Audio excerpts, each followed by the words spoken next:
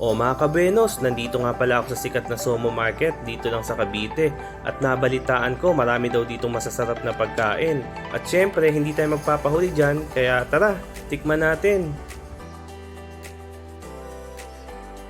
Pagdating nga namin ng parking, yung mga tao nag-enjoy lang talaga sa gilid, may mga nagtatayo pa ng tent, at yung mga bata enjoy na enjoy sa pagpapalipad ng saranggola dahil napakalawak ng lugar.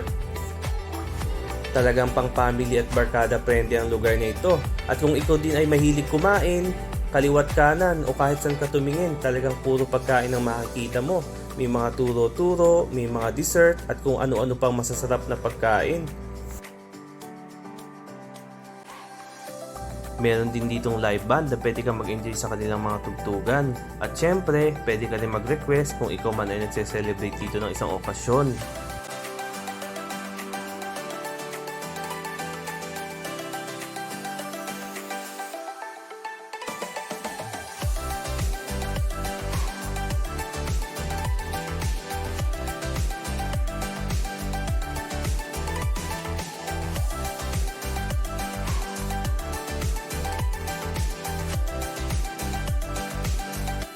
Ayan, umorder nga pala kami ng 3 Wagyu cubes at saka isang chicken adobo para sa anak ko. Tara, tikman natin kung masarap to.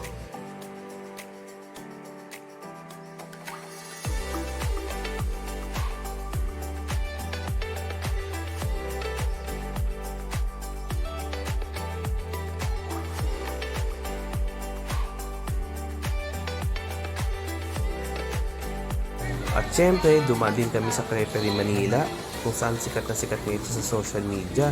Yun nga lang, wala si Princess pero okay lang, umalaga matitikman namin.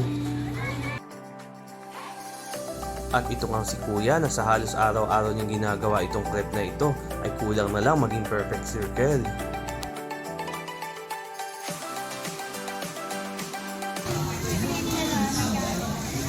Hello po sa inyong dalawa.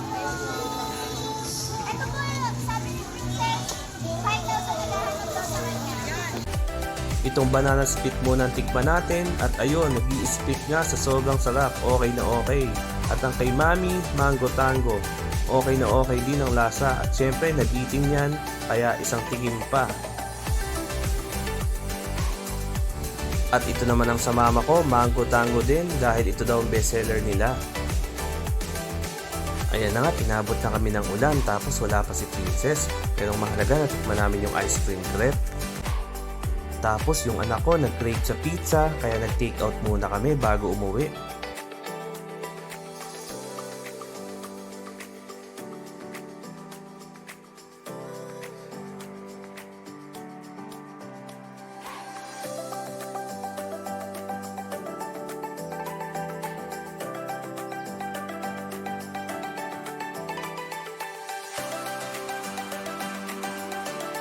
Bye-bye!